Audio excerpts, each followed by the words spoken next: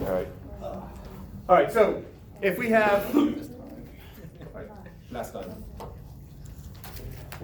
All right, so if we have a some sort of central body and something orbiting it, so just for the sake of visual, we have Earth and a satellite going around it. Anytime there's repetitive motion, such as moon going around the Earth or anything orbiting, or a spring oscillating back and forth, the period is the time it takes for one cycle of some repetitive motion. The symbol for period, since it is a time, we don't want to use lowercase t because that's a little bit too generic, and so capital T is officially the symbol most used for period.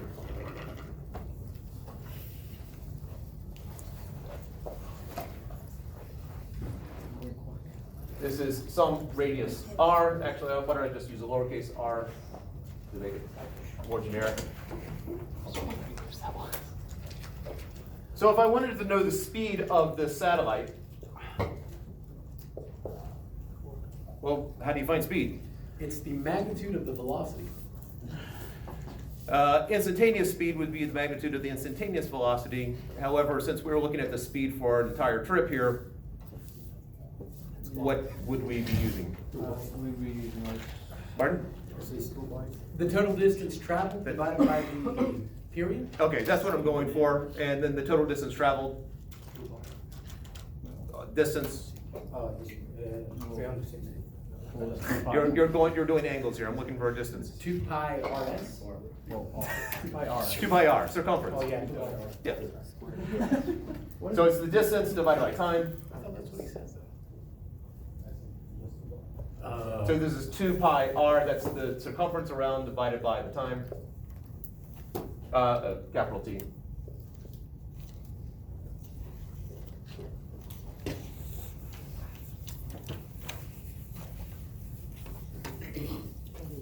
Now this is linear velocity?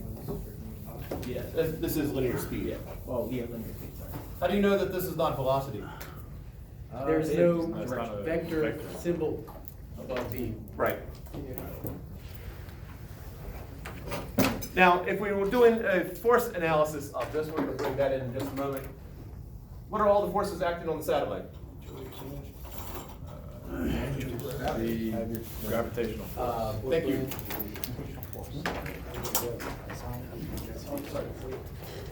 It's not really considered weight at that distance. Considered unknown. We have this force that is pointing towards the center of the circle. Therefore, what is the generalized term for this force? I think you just said it. Yes. Not the other one. Not the other one. Not the one that we must not So speak the about. fuel goes out, right? Well, Yes. it doesn't exist. Well, It's not real. You talk the concept. you have to be careful about the way you use it. What are you talking about? All right, so we plug into F equals NA. If we say that towards the center is the positive direction, it's supposed to be a plus sign. So plug into F equals NA. So we have big G, mass 1, mass of the Earth times mass of the satellite, divided by the distance from center to center squared is equal to the mass of the satellite times the acceleration.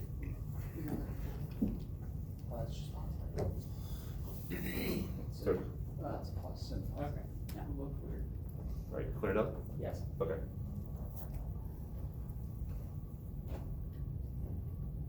And this is the generalized gravitational force. We could use mg if we know what g is when we're dealing with a satellite, but it's not readily obvious and it's just much easier to use this. Could you repeat that? We've used mg in the past, and that's the formula for weight. And it's fine, you actually could use mg in a situation like this if you know what g is, little g. Right. But if you're near the surface of the Earth, we're pretty much somewhere around 9.8 meters per second squared. But at some point, 9.8 really is not a particularly good approximation. And so that's why when you're dealing with satellite motion, then you really should not be using mg. The effort to go through to find the value of the acceleration due to gravity of a satellite, you're in essence doing this anyway. All right, so what's the formula for centripetal acceleration? V squared over R. Or Omega squared R. yep, that's the other one. All right, so we have G, mass of the Earth, mass of the satellite will cancel out. Mass of the Earth over R squared is equal to V squared over R.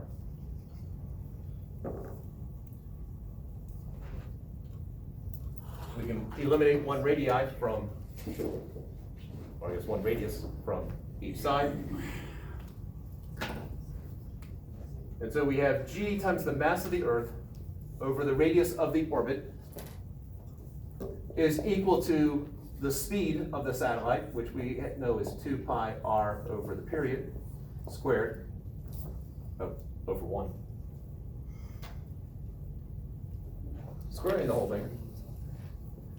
G, mass of the Earth over r is equal to 4 pi squared r squared over big T squared. Now getting all the constants on one side, that which would be true for any satellite, we have big G, mass of the Earth. The 4 pi squared comes down, the r goes back, goes up.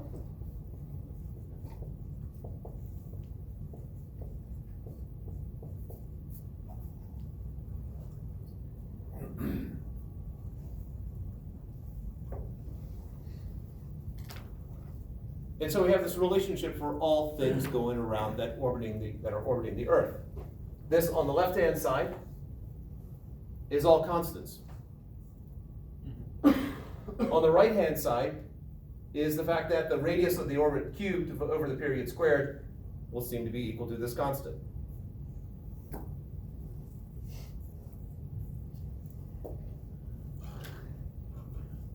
Now, if we change the central object, here we did everything going around the Earth, if we did everything going around the Sun, we'd go through the exact same reasoning, except instead of a subscript E there, it's a subscript S for Sun.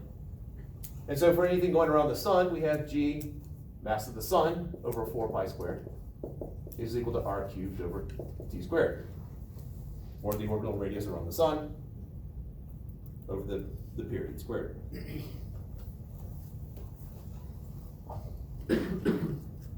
And the data for that, let's see, hopefully I have it in this notebook.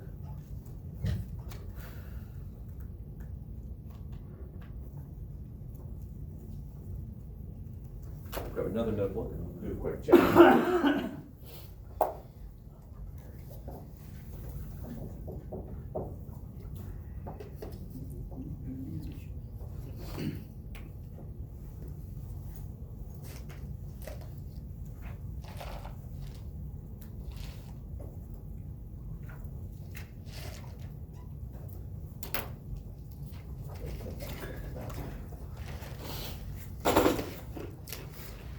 So the reason that we can replace the E subscript with the S subscript is because the force acting on the Earth will be the same as the force acting on the satellite?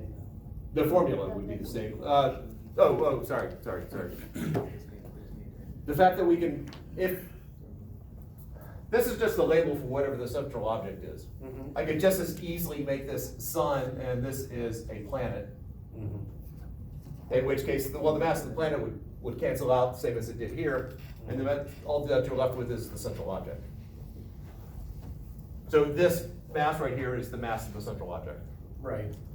It's just because right in the second to last equation, it's an E subscript, and then written up here, it's an S subscript.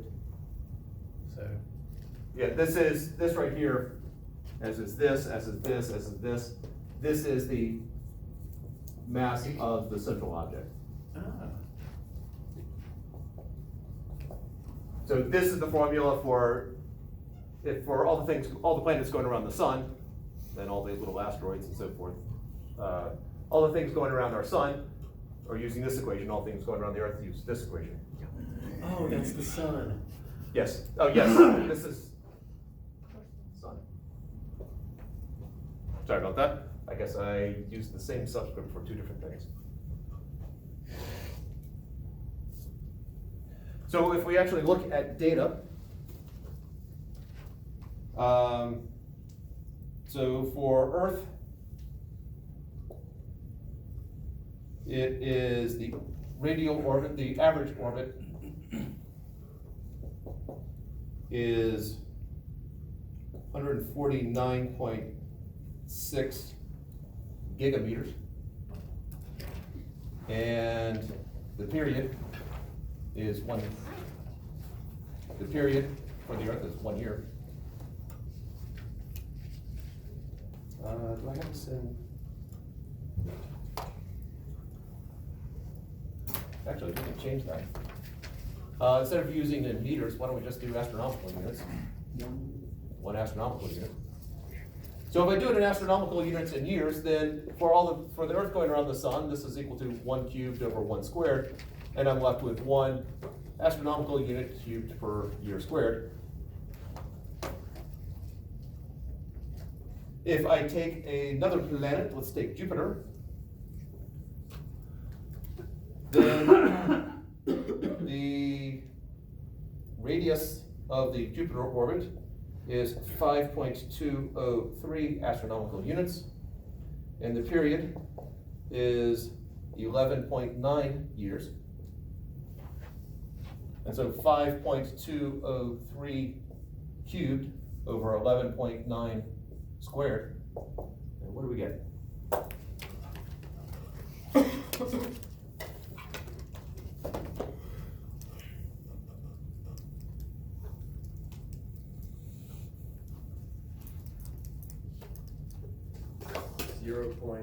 .995. Pretty darn close. And we'll just do one more, and then we'll talk about historically where this falls into things. I guess Venus. The radial orbit is 0.7. I have 2 different numbers written down here. 0.723. Let's go with that one. And the period is 0.616. 0.996.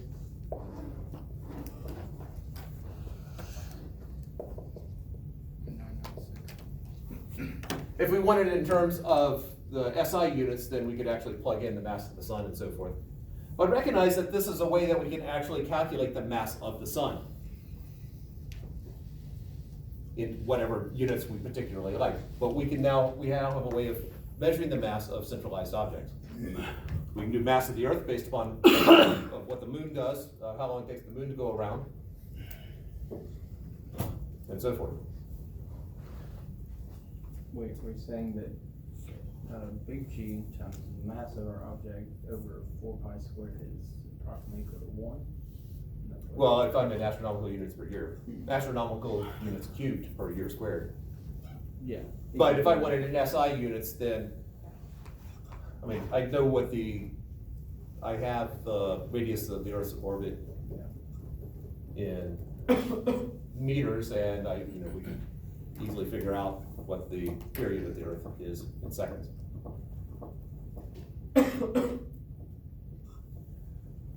All right, so historically, 1, it allows us to find the mass of centralized objects.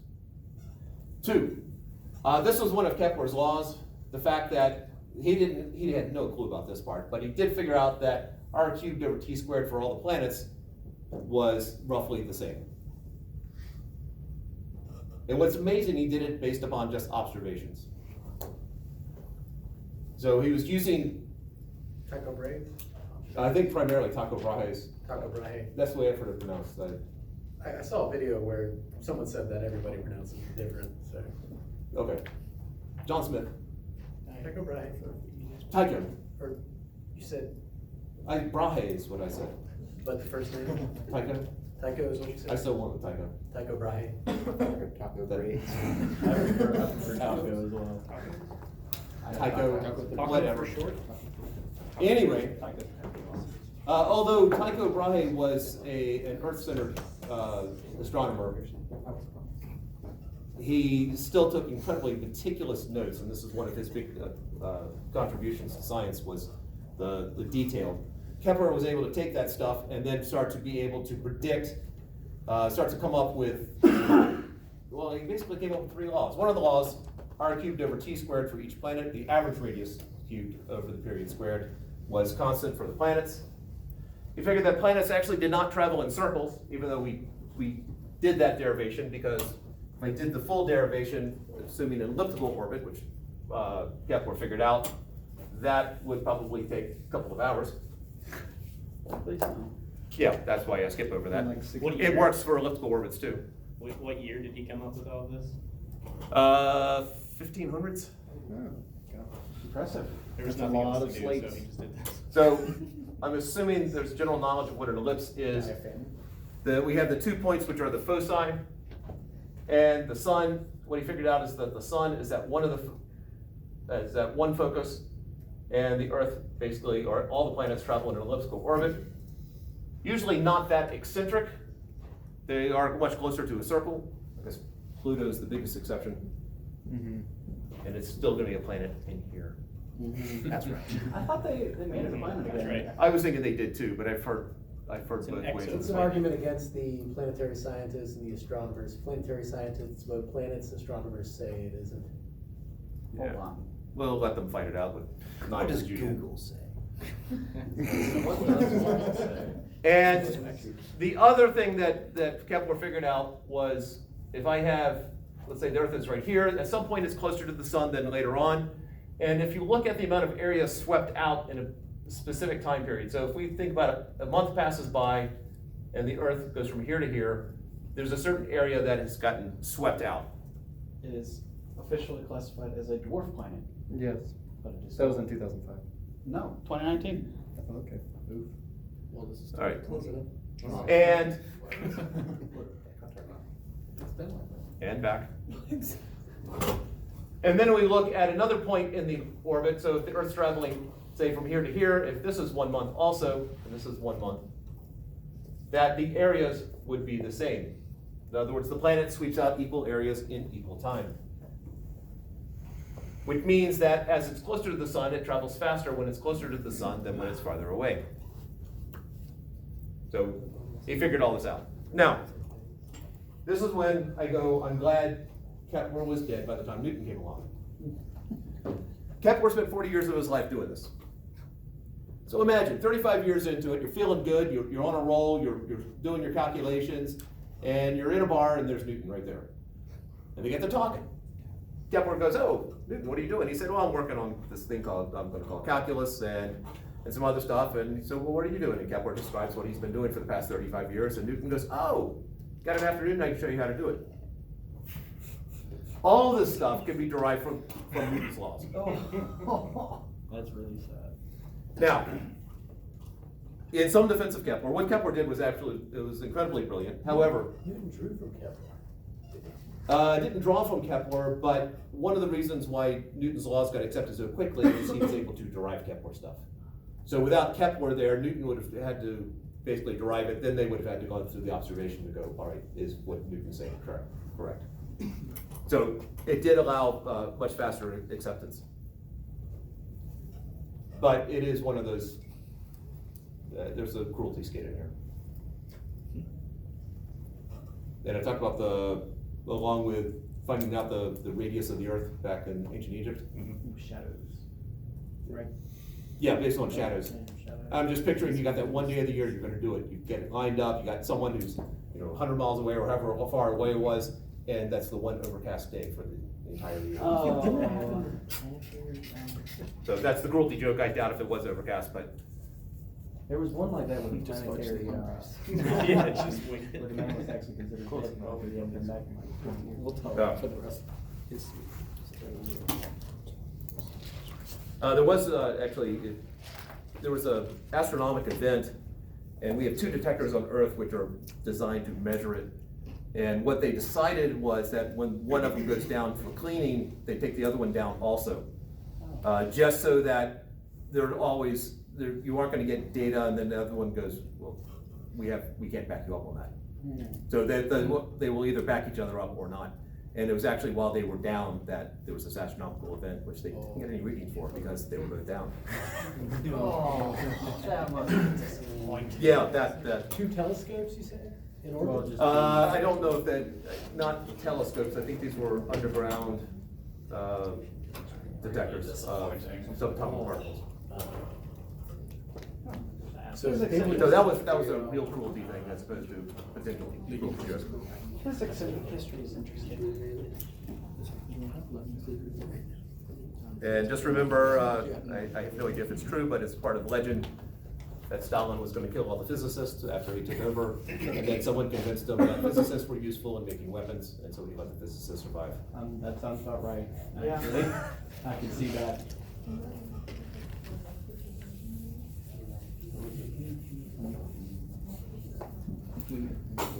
All right, so, let's see, it's the middle part, I'll make sure. But he's used power weapons. All right. We have talked about this generalized equation, gravitational force equal to this universal constant, or this gravitational constant times the masses over r squared, where r is the distance from point to point. Now suppose instead we have a planet here. Let's not just like planet. We have a solid sphere.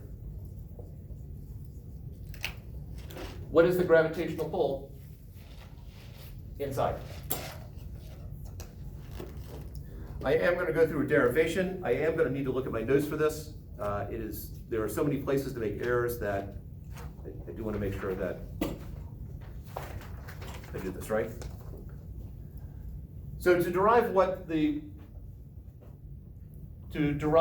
the gravitational force acting on a mass inside a solid sphere, I'm first going to deal with the shell. So this is a spherical shell.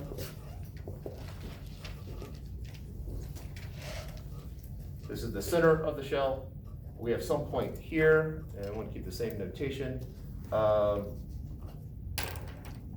Actually, in terms of, just keep it straight with my notes, this is the mass, some mass m. This is some point q here. In terms of distances, the distance from C to Q is the radius of the sphere. And yeah, I'm going to make that big R. Little r is the distance from the center to where the mass we care about is. And S is the distance from M to Q.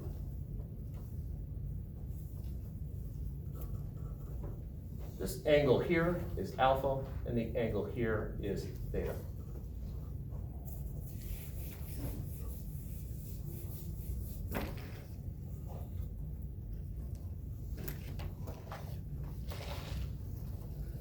Any questions about the setup right now? Just need a moment to record it.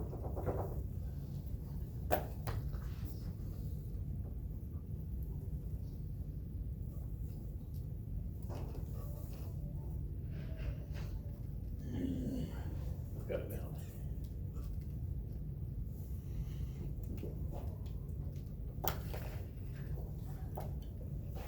I'm going to take a hoop here I'm going to be adding up an infinite number of infinitesimally small things. In other words, I'm going to do an integral. So I'm going to take a hoop here on the cross section. So you need something more physical. So imagine this is my hollow sphere right here, and I've got a circle right there. So I'm basically going to look at the force between that circle of mass and the mass that's inside the sphere.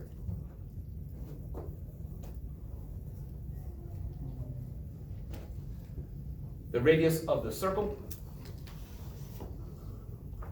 well, we have a right triangle right here. So this is, see if I can get some darker markers here.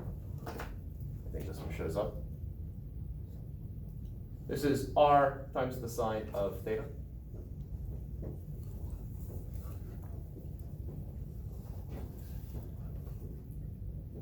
And so the force between the mass and this differential, this hoop is equal to big G, our mass M, plus this mass of the hoop, so we'll little h there for hoop, divided by the Yes, derivative. yeah, it's because we're dealing with an infinitesimally small mass right here in the hoop, because it's infinitesimally thin, and so therefore we're dealing with a differential. Divided by s squared. Divided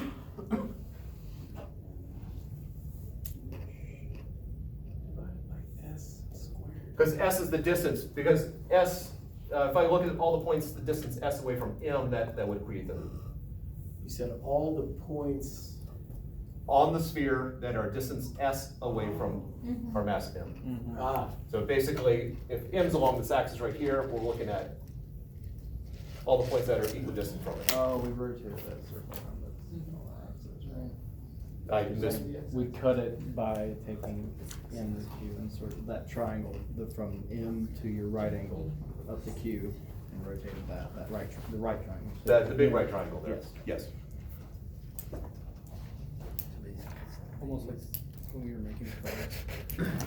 Now, I know that the net force has to be in to the right. So if I picture a sphere here, if I have a point anywhere in the sphere, right there, wherever I want it to be, I can always reorient my axis here. I mean, there's nothing special about any particular point in there. And so wherever my mass M is, I'm going to create an axis here.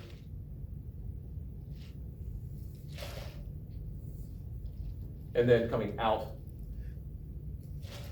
this is an attempt to draw, this is coming out of the page. could you repeat that rationale for the axis? So X, Y, and Z Oh, coming out. Just drawing an axis there. I'm just drawing an axis, and because my axis can be in any orientation, just so long as my axes are perpendicular to each other, I'm going to make sure that one of the axes contains the center and mass M. And I'm just going to call that the x-axis for why not.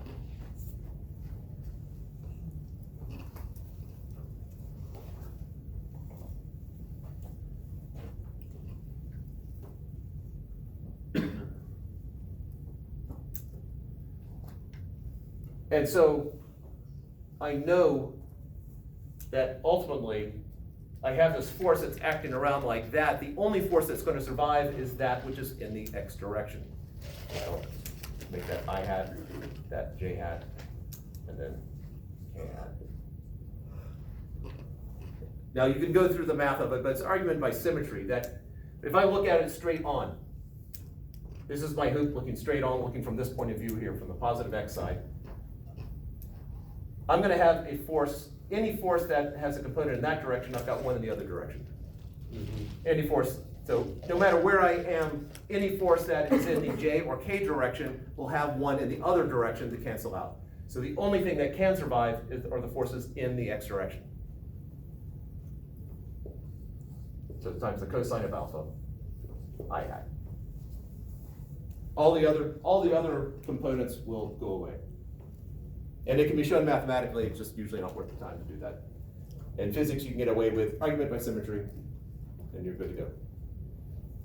The symmetry argument is used more often in 252. And it basically cuts out a whole lot of math. For you math junkies, feel free to go ahead and prove to yourself. All right. So we have the basic force formula, and then we have this component indicating that that's surviving is going this way. All right. So now,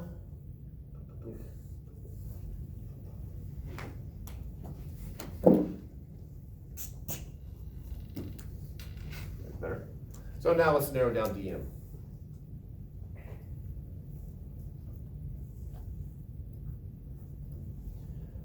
Because we're dealing with a spherical shell here, we can talk about in terms of a density. We don't have, it's a very thin surface here. And so we're gonna be dealing with surface density, which is mass divided by area, or the calculus version, dm dA. What I'm claiming is that any point on the surface of this sphere has the ratio of mass to area is constant. What's that letter right there, upside down? That's that one? Yeah. That's a lowercase sigma. Oh. Lowercase sigma. Using the clever relationship that surface density starts with an S, what Greek letter starts with an S? Oh, sigma does. Let's use that. Linear density often uses a lambda. And regular density uses a rho because they came up with a different system then. Some textbooks, instead of using sigma, will use eta. And so that's the eta. The textbook we used before the current one didn't use that. But I'm using sigma. So dm is just equal to sigma dA. So we could make that substitution over here and see if I can give myself enough room.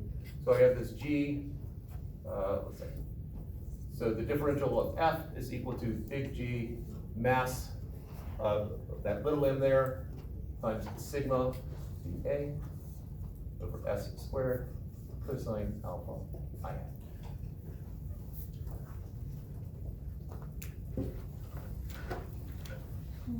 Great, we now have a dA.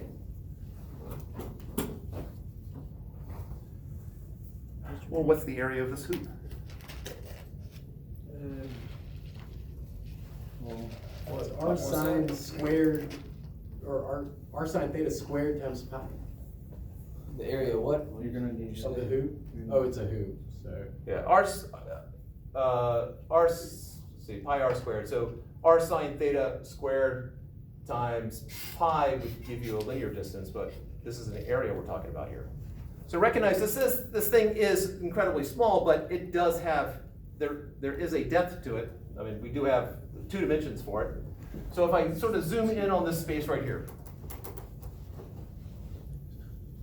I have a center here, and I have this hoop. It's incredibly tiny, but there's still a hoop, but there's still a distance there. So, well, that's the best I've ever done on that. So this distance right here, well, I've got some small angle right there, which we can call, well, since it's based off the central, this is d theta. This distance here is r. So what's the size of the arc length here? R. Where's that on your circle again? I said, where's that located on your circle again? Right here, that, if I didn't. Okay. Okay, I see. Ones like that.